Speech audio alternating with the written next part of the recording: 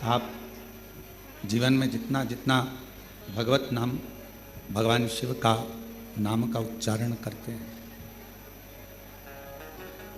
शिव को उतना अपने करीब में आप पाते जाते हैं, भगवान शंकर को अपने नज़दीक में पाते जाते हैं। सब कुछ हो सकता है कि जब हमारा शरीर काम ना दे, जब शरीर किसी काम का ना रहे, तो परिवार, नाते, रिश्ते, कुटुंब, कबीले, ये सब साथ छोड़ दें। हो सकता है।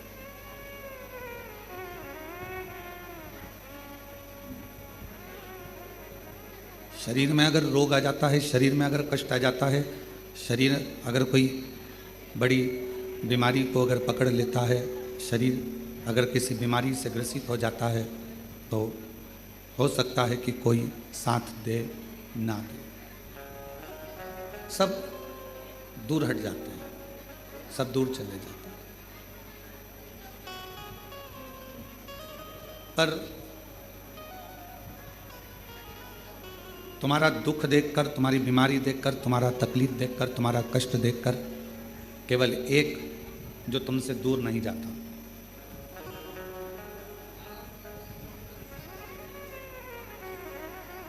हम पहले भी कहे कि डॉक्टर शिव का एक रूप होता है। डॉक्टर भगवान शंकर का एक प्रतिबिंब स्वरूप होता है।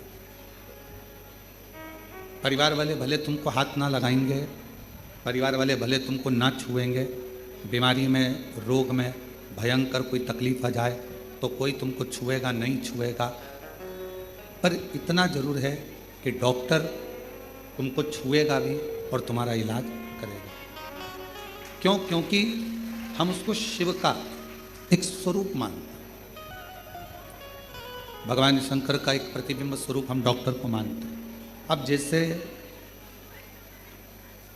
डॉक्टर तुम्हारा रोग कैसा भी हो, तुम्हारी तकलीफ कैसी भी हो, तुम्हारा कष्ट कैसा भी हो, वो तुम्हें छूता है, तुम्हारा इलाज करता है, उसी तरह हमारा देव अधिदेव महादेव है भगवान शिव। नाते, रिश्ते, कुटुंब, कबीले, परिवार, ये सब साथ छोड़ देते हैं, पर अंत समय तक मेरा शंकर भगवान तुम्हारा साथ नहीं छोड़ता। तो तुम्हारे साथ कोई आएगा नहीं आएगा, कोई साथ देगा नहीं देगा, कोई आपका आकर हाथ पकड़ेगा नहीं पकड़ेगा, कोई गारंटी नहीं। पर एक है जो हाथ पकड़ने के बाद हाथ छोड़ता नहीं, वो नहीं छोड़ता। और खास तौर से शिव के मंदिर में जाकर जब अपना हाथ लोटा पकड़कर, एक लोटा जल पकड़कर जब आप अपने हाथ को आगे कर कर शिव जी को जल चढ़ाते हो ना, जो हाथ देवाधिदेव महादेव को जल चढ़ाने के लिए ऊपर की ओर आता है, उसको मेरा देवाधिदेव महादेव जिंदगी भर नहीं छोड़ता। उसको पकड़ कर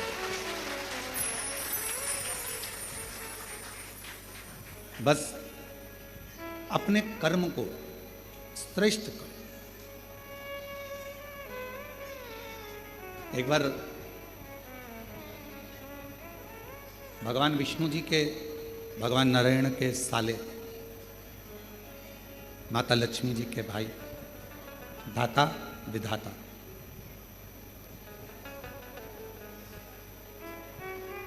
इन दोनों धाता विधाता के मन में एक बात आया कि सारे देवताओं में सर्वश्रेष्ठ, जल्दी प्रसन्न होने वाला देव कौन सा है?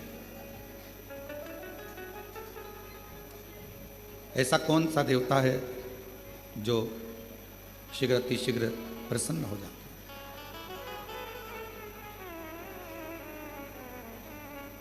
मन में भाव उत्पन्न हो गया। उस देवता का हम भी भजन करें, हम भी पूजन करें, हम भी स्मरण करें, आखिर वो देवता है कौन सा? और भगवान नारायण जी के, भगवान विष्णु के साले, माता लक्ष्मी जी के भाई, दाता विधाता, ये पूछने के लिए, ये जानने के लिए कि 33 कोटि देवता में सबसे जल्दी प्रसन्न होने वाला देवता कौन सा? इसको जानने के लिए स्वयं दाता विधाता भगवान नारायण के पास पहुंच गए। लक्ष्मी जी ने देखा कि मेरे दोनों भाई आए हैं। दोनों भाई पहुंचे। आते से ही लक्ष्मी जी ने उनके लिए भोजन की तैयारी करी, बहुत सारा पकवान बनाया, बहुत सारा भोजन बनाया और दाता विधाता के लिए सुंदर चौकियां लगाई गई, चौरंग लगाए गए और उनको बिठाकर भोजन पवाने का व्यवस्था करा गया।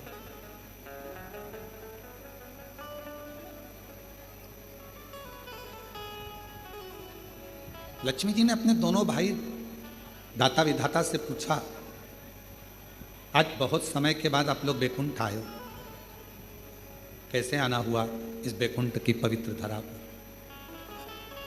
क्यों आए? जैसे ही पूछा लक्ष्मी जी ने तो दाता विधाता में से दाता बोले कि बहन, हमारा आने का केवल एक कारण है कि हम ये पता लगाने निकले हैं कि कौन सा देवता सबसे जल्दी राजी होता है।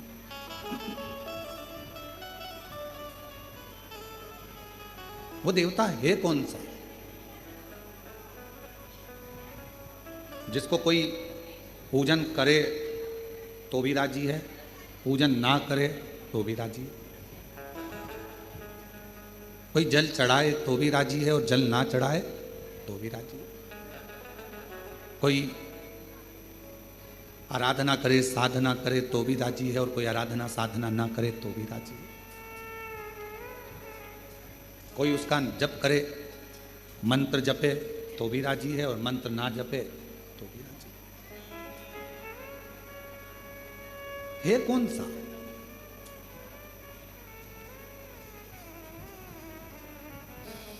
वो है कौन सा? और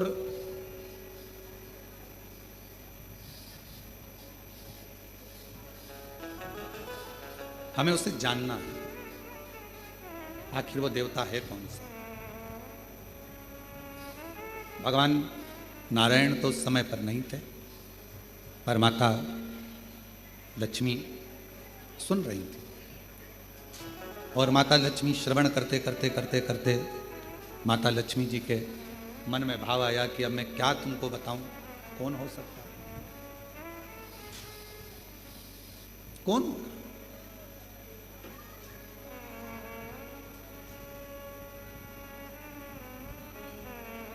किसका नाम लूं मैं? लक्ष्मी जी ने कहा कि अभी तो तुम भोजन प्रसाद ग्रहण करो, भोजन प्रसाद ग्रहण करने के बाद आप अपने जीजाजी से बात करना, बहनोई जी से बात करना, हो सकता है वो कुछ बताएं आपको।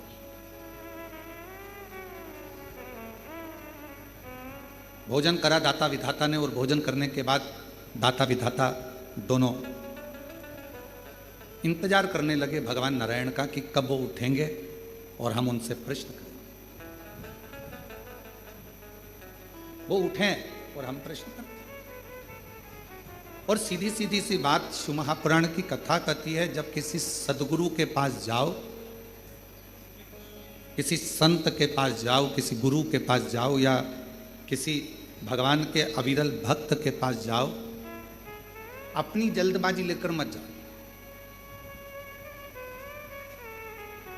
मुझे गुरु जी से मिलना है, संत से मिलना है, साधु से मिलना है, तपस्वी से मिलना है, भक्त से मिलना है, उस समय केवल तुम्हारे हृदय में एक मिलन की आस हो, शिव को पाने की आस हो, भगवान शंकर को प्राप्त करने की आस हो। दाता विधाता दोनों बैठ गए, इंतजार कर रहे हैं, थोड़ा प्रतीक्षा कर रहे हैं कि शिव जी अभी भगवान नारायण से हमारी मुलाकात होगी, भगवान नारायण से हम मिलेंगे, बात करेंगे।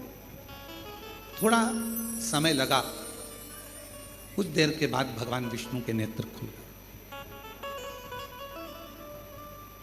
और भगवान नारायण के नेत्र खुले और भगवान नारायण ने पूछा, आज हमारे इस पवित्र बैकुंठ धाम में आप दोनों आए हैं दाता विधाता, क्या बात है, कैसे आना हुआ? तो कहा बस एक प्रश्न था और उसी प्रश्न के उत्तर के लिए मैं यहां पहुंचा। 33 कोटि देवताओं में वो कौन सा देवता है जिसका मंत्र जपें तो राजी है, ना जपें तो राजी है, पूजन करें तो राजी है, ना करें तो राजी है, और जो सर्वस्व एक क्षण में प्रसन्न हो जाता है, कुछ क्षण में वो प्रसन्न हो जाता है। जैसे ही दाता और विधाता ने कहा, कहते से ही भगवान विष्णु ने अपने नेत्र बंद करे और एकदम मौन हो गए, चुप, एकदम चुप।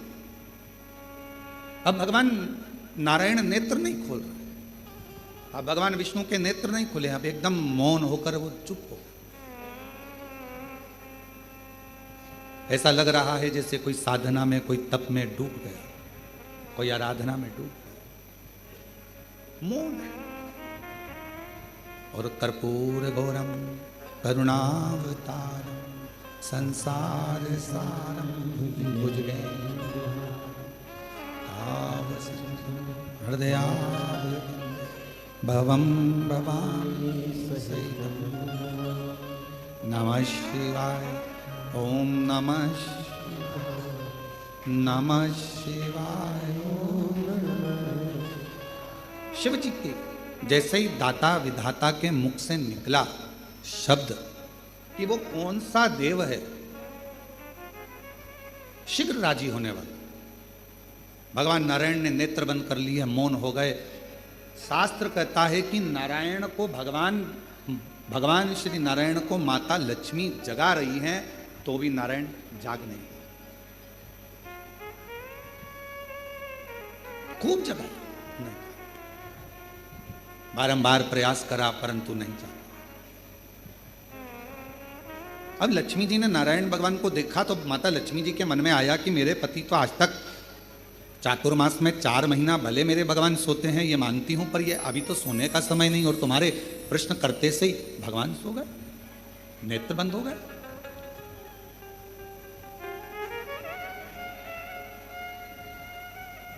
केवल प्रश्न करा आपने और भगवान विष्णु के नेत्र बंद हो गए, भगवान नारायण के नेत्र बंद हो गए।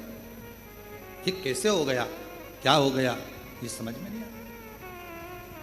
और शंभु शरणे पड़ी मांगू घड़ी रे दुख, सब बोलो, दया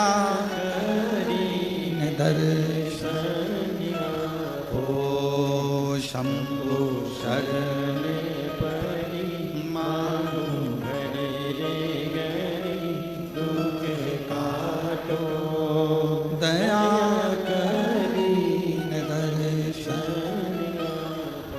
आखिर ऐसा प्रश्न में क्या है कि भगवान नेत्र बंद कर लिए, बोलने को तैयार नहीं है, मौन हो गए, डूब गए किसी मंत्र के अंदर। क्या लक्ष्मी जी ने अपने दोनों भाई के विनय करा, निवेदन करा कि मुझे बड़ा बुरा लग रहा है कि तुम्हारे जीजा जी ने जवाब नहीं दिया,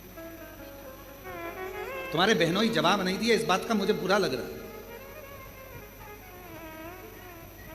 पर मैं माता ब्रह्माणी जी से निवेदन करती हूं कि ब्रह्मा जी इसका जवाब दे दो, जाओ ब्रह्मदेव के पास पहुंचो। थोड़ा कथा पर ध्यान देना, बड़ी सुंदर कथा है। आज हरियाली अमावस्या की इस पवित्र आनंद में कुबेरेश्वर धाम की पवित्र धरा पर कावड़ मेले में ऑनलाइन शिव महापुराण की कथा आप सुन रहे हो अपने जीवन को धन्य बनाने के लिए। थोड़ा प्रेमवश इसको धारण करिएगा।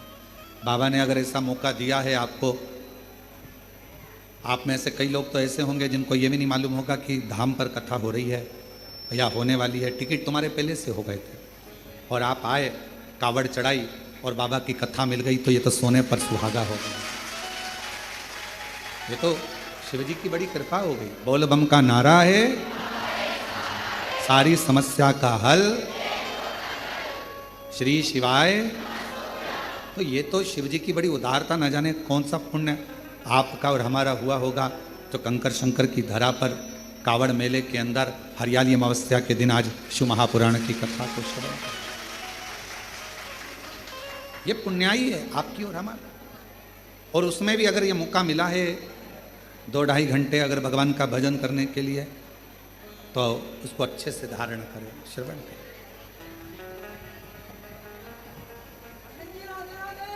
भगवान शिव,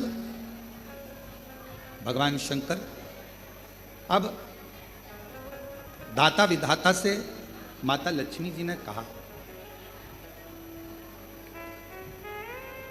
माता लक्ष्मी और लक्ष्मी जी कहीं मैं माता ब्रह्माणी जी से कह देती हूं और ब्रह्माणी जी ब्रह्मा जी से कहकर आपको उत्तर दिलवा देंगी। वो तो सारे वेद ब्रह्मा जी के हस्त कमल में है, उनको सब मालूम। आप जाओ और जाकर उनसे निवेदन करो। चले दाता विधाता फिर चले और दाता विधाता चलते चलते दाता विधाता चलते चलते सीधे भगवान ब्रह्मदेव के पास पहुंच गए, ब्रह्मा जी। और ब्रह्मदेव के पास में जाकर दाता विधाता ने फिर नमन करा, प्रणाम की। और प्रणाम करते ही ब्रह्मा जी से मुलाकात हुई। ब्रह्मा जी तो बैठे थे। दाता विधाता ने कहा, ब्रह्मा जी ने पूछा, आज दाता विधाता तुम दोनों का यहां आगमन हुआ क्यों? क्यों? कोई व्यक्ति की कामना होती है, कोई व्यक्ति के भीतर प्रश्न होता है, कोई व्यक्ति के भीतर कोई बात होती है, कोई व्यक्ति के भीतर कोई श्रद्धा होती है, कोई विश्वास होता है, कोई मन की दृढ़ता होती है, तो देवताओं के पास जाना होता है। व्यक्ति के अंदर मन में भगवान से कोई चाह होती है तो लोग भगवान के मंदिर, देवालय, शिवालय तक जाते हैं। तुम्हारी चाह क्या? क्या चाहते? भगवान ब्रह्मा जी ने जैसे पूछा, पूछते से ही दाता विधाता ने कहा कि बस एक छोटा सा निवेदन है हमारा, हमको ये पूछना है कि सारे देवताओं में वो कौन सा देवता है जो शीघ्र राजी हो जाता है? जप करें तो ठीक, ना करें तो ठीक, भजन करें तो ठीक, ना करें तो ठीक, पूजन करें तो ठीक, ना करें तो ठीक। जैसे ही ब्रह्मा जी के सामने बात गई और ब्रह्मदेव भी अपनी साधना में मौन हो गए, चुप। कोई मुख से, किसी मुख से ब्रह्मा कुछ बोल ही नहीं रहा, एकदम कुछ नहीं। कोई शब्द ब्रह्मा जी के मुख से निकल ही नहीं रहा, कोई अक्षर ब्रह्मा जी बोल ही नहीं पा रहे, मौन।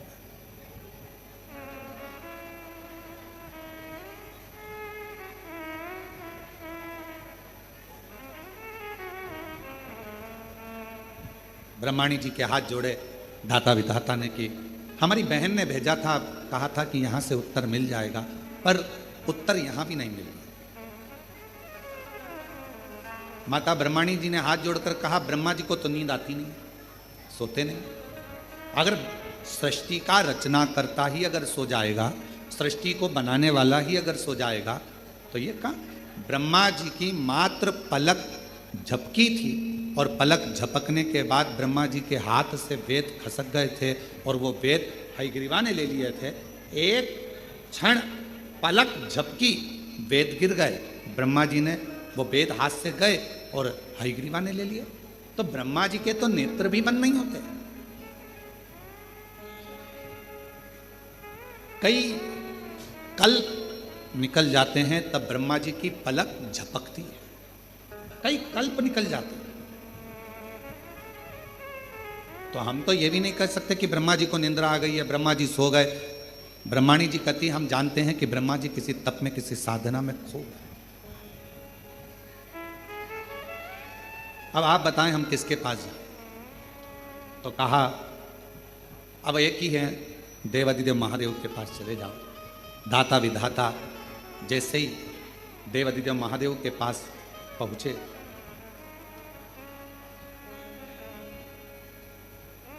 जैसे ही देवादिदेव महादेव के पास में पहुंचे तो क्या देख रहे थे? देवादिदेव महादेव के पास पहुंचते से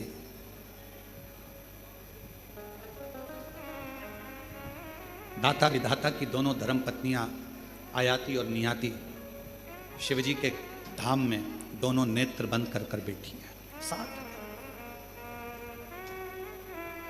दाता विधाता ने देखा हमारी पत्नियां और यहां आयाति नियाति उठो, हे आयाति नियाति उठो, हर हर महादेव उठो, आयाति नियाति उठो। बार बार जगाया जा रहा है पर आयाति नियाति उठती नहीं, नेत्र नहीं खुले, उठी नहीं। और दाता विधाता आए भगवान शिव के धाम पर, कैलाश पर आते सही दाता विधाता ने जैसे ही माँ अम्बा जगदम्बा माता पार्वती जी को प्रणाम किया, माँ जगत जननी ने उत्तर दिया, क्या चाहते हो? बस एक प्रश्न लेकर आए हैं कि 33 कोटि देवता में वो कौन सा देवता है जो जल्दी राजी हो जाता है? पार्वती जी ने कहा, एक काम करो, जहां पर तुम्हारी धर्म पत्नियां बैठी हैं वहीं तुम भी बैठ जाओ, थोड़ी देर बैठो, उत्तर मिल जाएगा। अगर किसी सदगुरु की शरण में गए हो, किसी गुरु के पास गए हो, तो वहां पर जो प्रश्न कर कर जा रहे हो वो प्रश्न कर कर जाओ, मुख से मत बोलो, और उसके पास में जाकर बैठ जाओ। तुम्हारे अंदर जो प्रश्न चल रहा होगा, अगर सच्चा गुरु होगा तो तुमसे बैठे बैठे ही, तुम्हारे बोले बगैर ही तुम्हारे प्रश्न का उत्तर उस अपने आप दे देगा। कुछ नहीं कहना, कुछ नहीं। हम तो बाबा के भरोसे चलते हैं, हम तो बाबा के भरोसे चलते हैं, ये दुनिया वाले जलते हैं, ये दुनिया वाले जलते हैं, हम तो बाबा के भरोसे चलते हैं, डमरू वाले के भरोसे चलते हैं, सीहोर वाले के भरोसे चलते हैं। अब सदगुरु के पास, सच्चे भक्त के पास, संत के पास अगर आप पहुँचे हो, आपको कुछ नहीं बोलना, जाकर बैठ जाना है। थोड़ा बहुत गुरु का दर्शन करते रहना। दर्शन करोगे, सत्संग सुनोगे, कथा सुनोगे, कहीं ना कहीं तुम्हारे प्रश्न का उत्तर उस पूरे सत्संग में, कथा में आपको प्राप्त हो जाए। एक फैशन, दूसरा व्यसन, तीसरा संग, चौथा सत्संग। इन चारों का अलग अलग क्रम है। क्या क्या? जम के बोलो। पहला फैशन, दूसरा व्यसन, तीसरा संग और चौथा सत्संग। चारों का अलग अलग है। फैशन क्या करता है? आपको ऊपर से अच्छा करता है। कपड़े की डिजाइन चेंज हो गई, आप ऊपर से अच्छे लगोगे। बाल की डिजाइन चेंज हो गई, आप ऊपर से अच्छे लगोगे। बहुत सारे आते हैं नई नई राय देने के, हमसे भी आकर जो मिलने आते हैं तो कई बार बहुत विद्वान भी आता है। बच्चे हैं वो तो कहने में कुछ भी कह जाए, ओ गुरुजी तुम्हारे आगे के पूरे बाल उड़ गए, हमारे उधर एक डॉक्टर है वो ट्रांसप्लांट कर देता। अब उसको बदल दो।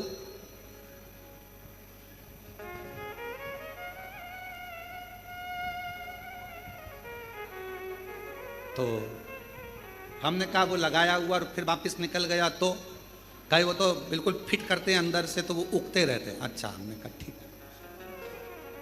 अब हमने कहा संसार सागर में आज के जमाने में शंकर भगवान अपने भक्त के मस्तक पर चंद्रमा तो नहीं रख सकते, पर चांद जरूर बना देते हैं। अब जो शिवजी ने गिफ्ट में दिया है उसको क्यों चेंज किया जाए? बोलो सही है कि गलत? जो मेरा भोला बाबा, मेरा शंकर, मेरा त्रिकालदर्शी कैलाशी अविनाशी ने जो दिया उसको कौन बना?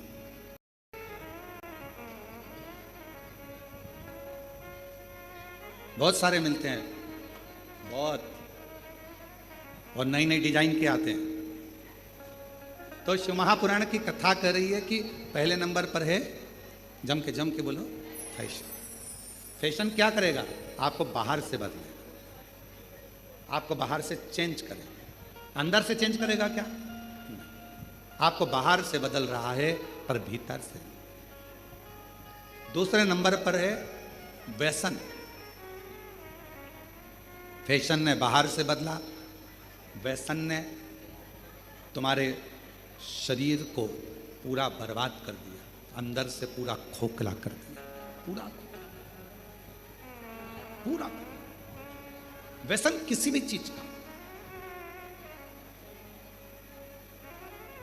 आज भारत की भूमि पर जगह जगह पर पुलिस प्रशासन नशा मुक्ति अभियान चला रही है और उसका एक ही कहना होता है कि आप नशे से दूर रहें, नशे से।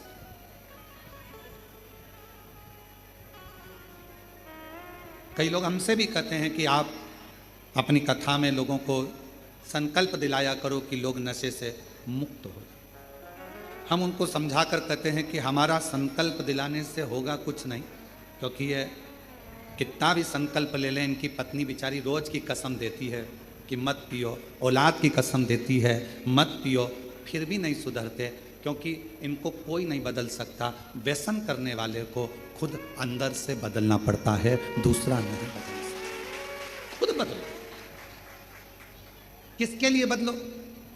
व्यसन करने वाले को किसके लिए बदलना चाहिए? अपने बच्चों के लिए।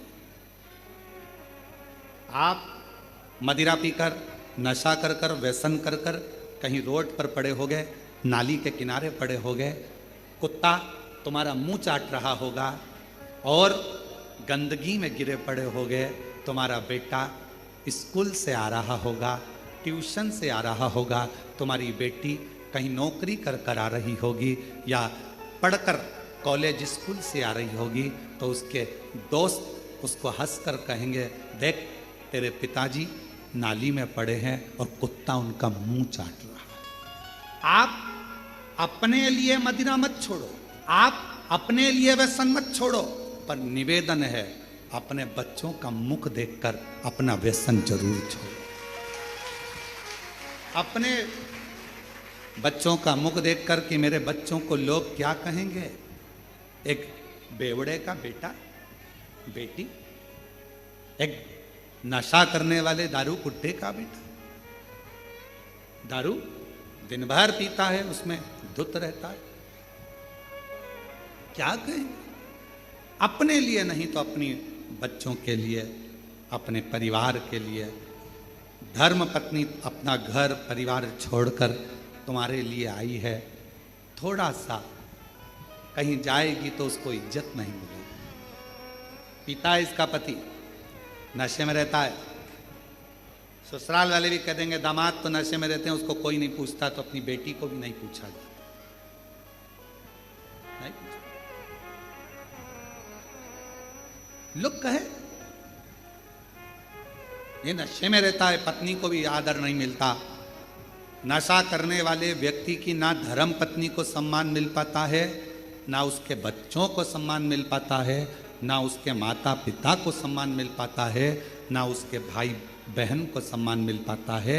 इसलिए मेरा निवेदन इस व्यासपीठ से आप सभी से है, अगर बन सके तो अपने बच्चों का मुख देखकर, अपनी पत्नी का मुख देखकर, अपने माता पिता का मुख देखकर एक बार कड़ला मन बना लो कि मैं आज से लोटा लेकर मंदिर जाऊंगा, शिव का जल पीऊंगा, पर गलत व्यसन नहीं करूंगा, नशा नहीं करूंगा। अपने बच्चों को हम संकल्प नहीं दिलाएंगे, हम नहीं दिलाएंगे, अपने भीतर से त्याग।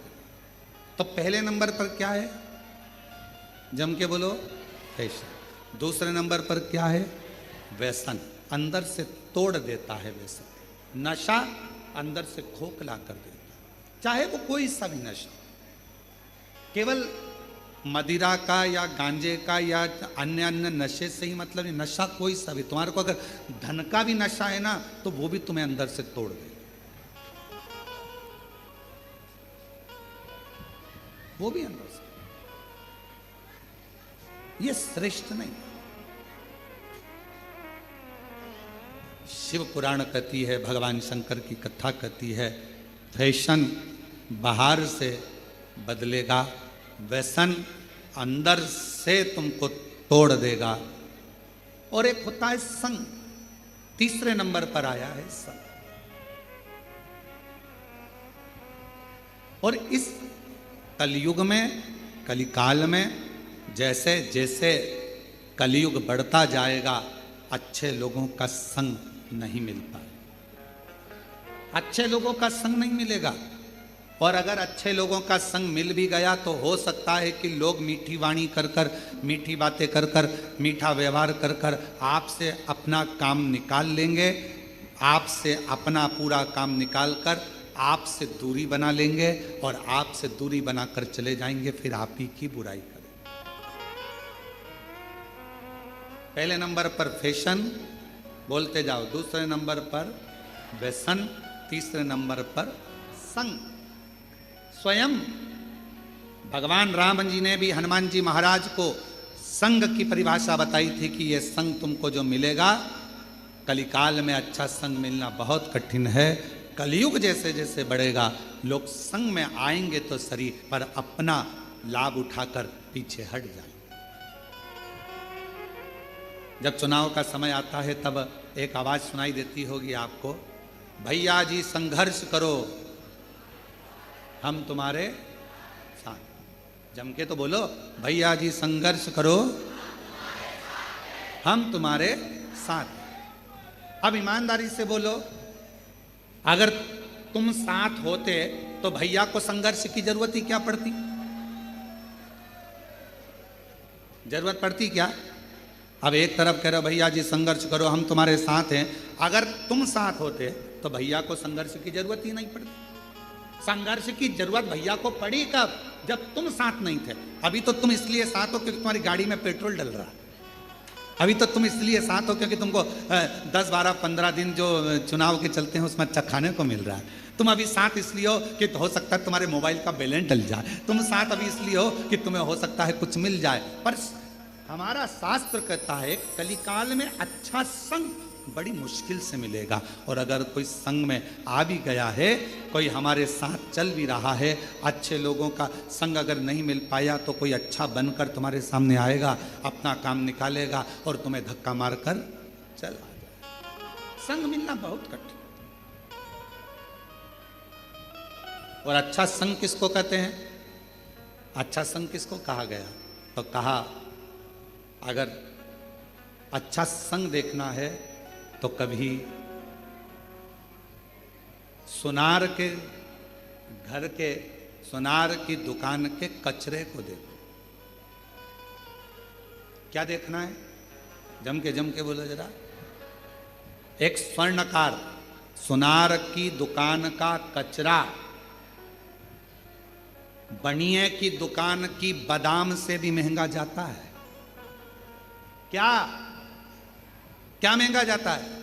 कचरा। किसके यहां का? सुनार के यहां का। सुनार के यहां का कचरा बनिए की दुकान पर जो बादाम बिकती है, किराने की दुकान पर जो बादाम बिकती है, उससे महंगा सुनार के घर का दुकान का कचरा बिकता है। क्यों? कचरा सुनार की दुकान का संग पकड़ लिया तो कचरा भी बादाम की कीमत से ज्यादा महंगा हो, बादाम की कीमत से ज्यादा। केवल कचरे ने संग पकड़ा, और कचरे ने संग पकड़ा तो वो बादाम की कीमत से भी ज्यादा महंगा हो, बादाम की कीमत से।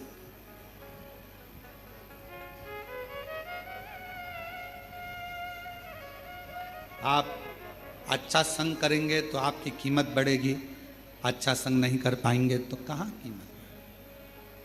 दुनिया में कई लोग ऐसे हैं मक्खी की तरह कि मक्खी को कितना भी समझाओ कि फूल रखा है। अब मक्खी को देखो तुम, ये माला रखी है, माला पे एक मक्खी नहीं मिलेगी तुम्हें।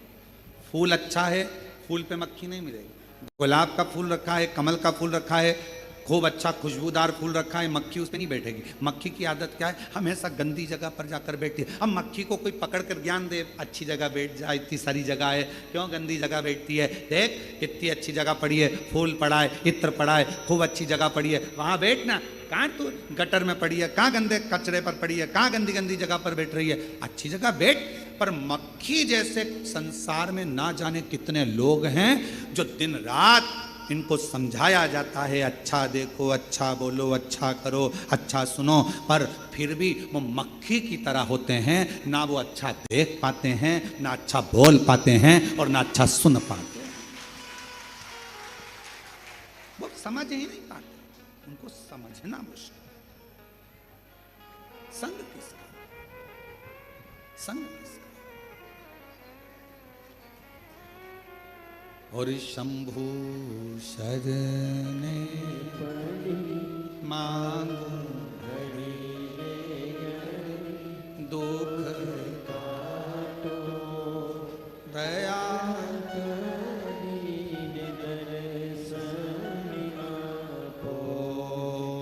शंभु शरणे मांगो दुख दया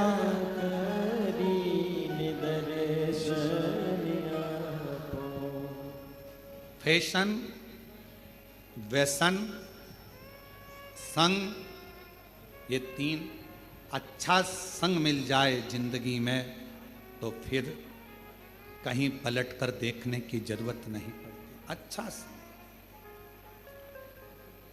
और चौथे नंबर पर जो आया है उसका नाम है, जम के बोलो, सत्संग।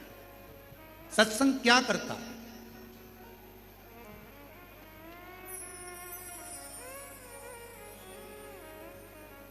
क्या करेगा सत्संग? सत्संग सबसे बड़ा काम करता है, जो तुम्हारा अहित चाहता है उसको दूर करता है। किसी ने कहा, शिव महापुराण की कथा हम सुनते हैं तो हमारे अपने ही हमको गाली देते हैं, हमारे अपने ही हमको अपशब्द कहते हैं। हम शिव जी के मंदिर जाते हैं तो हमारे अपने ही हमको आड़ा टेढ़ा कहते हैं। हम शंकर भगवान के मंदिर पहुंचते हैं तो लोग हमें ताना देते हैं, लोग हमें गाली देते हैं, अपशब्द कहते हैं। हम भगवान का मंत्र जाप करते हैं तो लोग ताना कहते हैं। हम भगवान के मंदिर जाते हैं तो लोग ताना देते हैं, अपशब्द कहते हैं, आड़ा टेढ़ा बोलते हैं। क्यों? किस लिए? क्या कारण है इसका? कारण तो कहा, भगवान देवाधिदेव महादेव अपना बनाने से पहले मेरे शंकर भगवान जब आपको अपना बनाते हैं उसके पहले जो आपसे ईर्ष्या रखने वाले हैं, केवल सामने मीठा बोलते हैं और बाद में आपको धक्का देने वाले हैं, मेरे शंकर भगवान सबसे पहले उनको आपसे दूर कर देते हैं।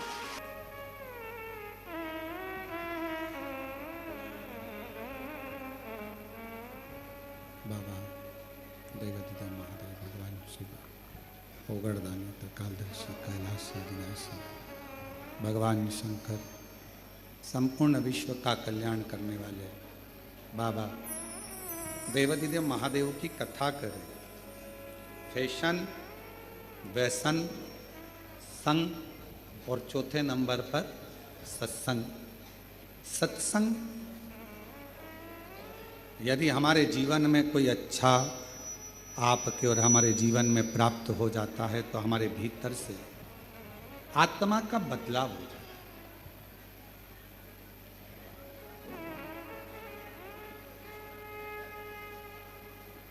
एक शब्द आप लोगों ने सुना है कभी जीवन में, और ऐसा उम्मीद है कि सुना होगा, आत्मा परमात्मा।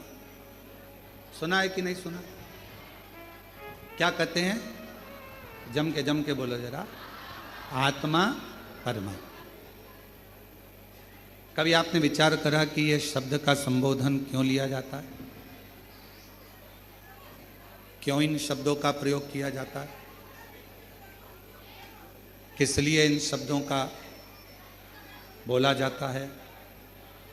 ये आत्मा और परमात्मा, फिर से बोलो एक बार, परमात्मा, ये दो शब्द हैं।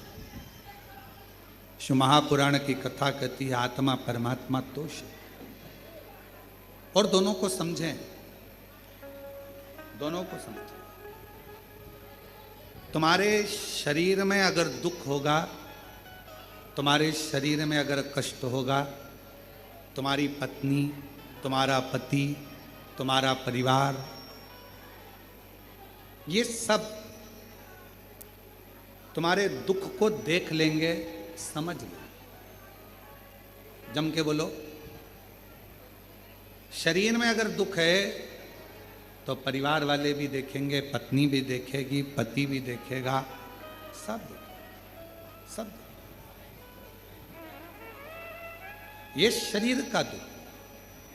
और अगर तुम्हारी आत्मा में अगर दुख होगा तो पत्नी देखेगी, पति देखेगा, परिवार देखेगा नहीं। आत्मा में अगर दुख है तो वो केवल एक परमात्मा ही देखता है। दूसरे दिन की कथा में गुप्ता जी दूसरे दिन की कथा में एक बात कही थी। हमने वर्णन किया था दूसरे दिन की कथा में कि ऊपर तुम्हारा नाम नहीं पहचाना जाता। आज माता जी नहीं आई हैं तो उनकी उपस्थिति आप दर्ज कर रहे हैं, उसके लिए साधुता है आपका बेटी। हम ऊपर आपका नाम किसी को नहीं मालूम कि कमलाबाई कौन है, विमलेश कौन है, राम सिंह कौन है, भानु प्रताप कौन है। यह केवल नीचे चलता है, ये केवल नीचे चलता है। ऊपर फिर वही बात आ गई, शरीर का रोग, तकलीफ, बीमारी, दुख, ये सब पत्नी, पति, परिवार वाले देख लेंगे, जान लेंगे, समझ लेंगे। पर आत्मा, मेरे बाबा ऊपर तुम्हारा नाम नहीं चलता, ऊपर तुम्हारे नाम से कोई मतलब नहीं रहता। ऊपर तो केवल तुम्हारी आत्मा और उस परमात्मा का क्रम चलता है जो आपके भीतर की बातों को समझ आत्मा परमात्मा। और मैंने तेरे ही भरोसे बाबा, तेरे ही भरोसे हवा बिच उड़ती जवानी बाबा, डोरे हथों छठी कटी जवानी भोले मैं तेरी पतन, शंभू मैं तेरी पतन हवा बिच उड़ती जवानी बाबा, डोर हथो छठी नाम कटी। ऊपर तुम्हारा नाम नहीं चलेगा, ये आत्मा का दर्द परमात्मा समझता है।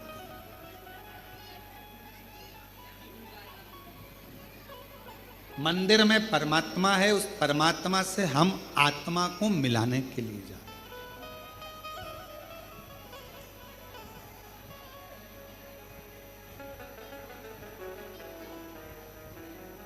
परमात्मा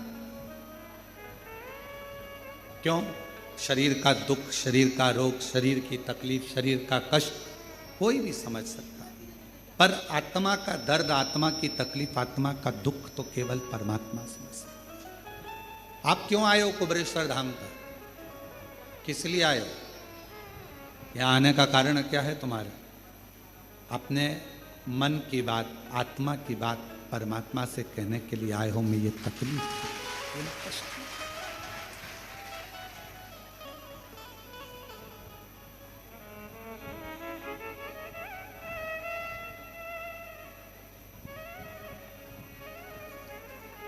सबको देने वाले कब तू मेरी झोली भरेगा, कब से खड़ी तेरे द्वारे, कब तू मेरी बात सुनेगा। सबको देने वाले कब तू मेरी झोली। हम अपने आत्मा से परमात्मा को कहने के लिए, और श्रावण के महीने में, सावन के महीने में बहन बेटियां अपने मायके जाती हैं, और आप लोग भी आज अपने मायके आई हो तो भगवान कुछ ना कुछ तो देगा ना। सावन के महीने में अगर आप आए हो, लोग कहते हैं कावड़ भरने जा रहा है। कावड़ भरने नहीं जा रहा है। बहन बेटियां, जितने दामाद हैं, बेटियां हैं, वो सावन के महीने में अपने बाप के घर, अपने ससुर के घर, अपने पिता के घर आए। कहते हैं सावन का चढ़ाया जल मनुष्य के जीवन का हर पल बदलता रहता, हर पल बदलता। श्रावण का जल हर पल, हर घड़ी, हर क्षण आपका बदलता रहता, सावन का जल। इसलिए सब समय पर एक लोटा जल, सावन का महीना सावन 2 लोटा जल। पत्र है, अच्छा है, देखिए बड़ा सुंदर भाव कहा है।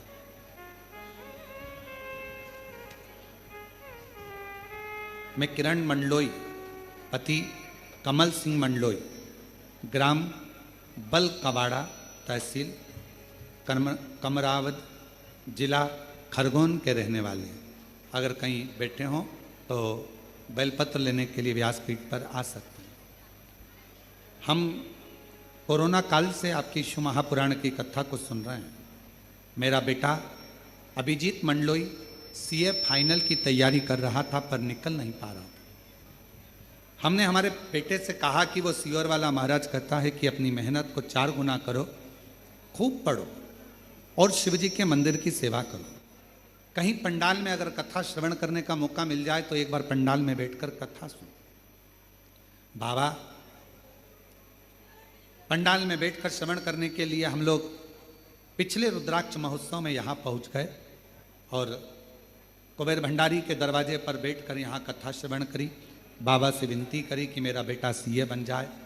उसका लास्ट है पर निकल नहीं पा रहा। गुरुदेव, बाबा कुबेर भंडारी की क्या कृपा होती है, बेटे का सीए का परीक्षा दिया, दोबारा भी नज़दीक का ही क्षेत्र मिला, पर बाबा सुने क्यों नहीं। फिर वापिस हम कुबेरेश्वर बाबा के यहाँ आ गए।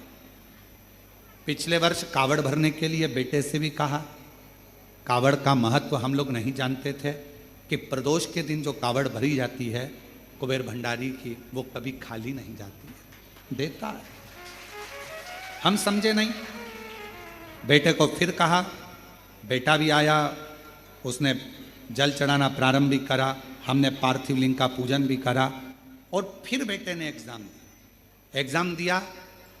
हम लोग यहीं पर कुबेरेश्वर धाम आए हुए थे और बच्चे का रिजल्ट आया। बेटी का फोन आया कि भैया का सिलेक्शन नहीं हुआ। सिलेक्शन नहीं हुआ, हमारी आंख में जल भर गया। हम कंकर शंकर ही पूजन कर रहे थे। हमने कहा तुम चिंता मत करो, तुम झूठ बोल रही हो कि बेटे का सिलेक्शन नहीं हुआ। आज मेरा दिल कहता है, कुबेरेश्वर धाम में बैठी हूं, आज मेरा दिल कहता है कि मेरा बाबा मेरे बेटे का सिलेक्शन जरूर कराए।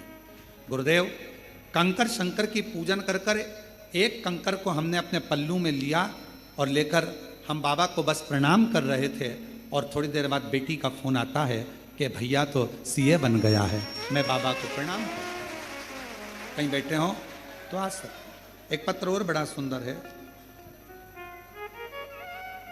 कुसुमा देवी, मेरी बहन राजकुमारी देवी एवं हम परिवार के साथ रहते हैं, जिला मथुरा से आए हैं। गुरुदेव, एक लोटे जल का मैं क्या वर्णन करूं। हम दोनों बहनों के बेटे 2019 से सरकारी नौकरी की परीक्षा दे रहे थे। ना जाने ऐसा क्या भाग था, कभी 1 नंबर से, कभी 2 नंबर से, कभी नंबरों से रह जाते, सिलेक्शन नहीं होता।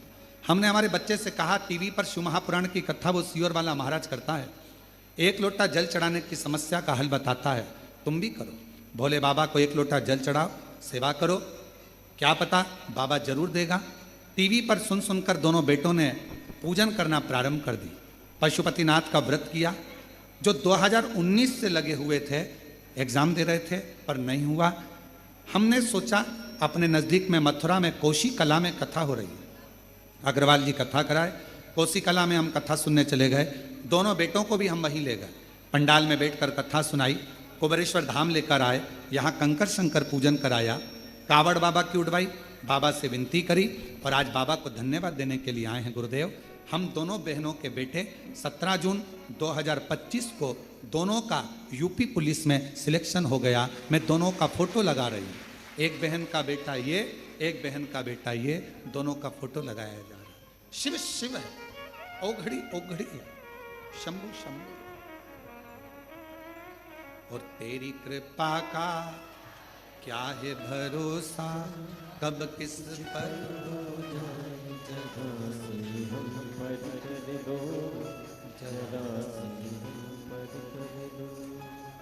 जिस पर भी हो गई तेरी कृपा करुणा वो भव पार। सब बोलो भव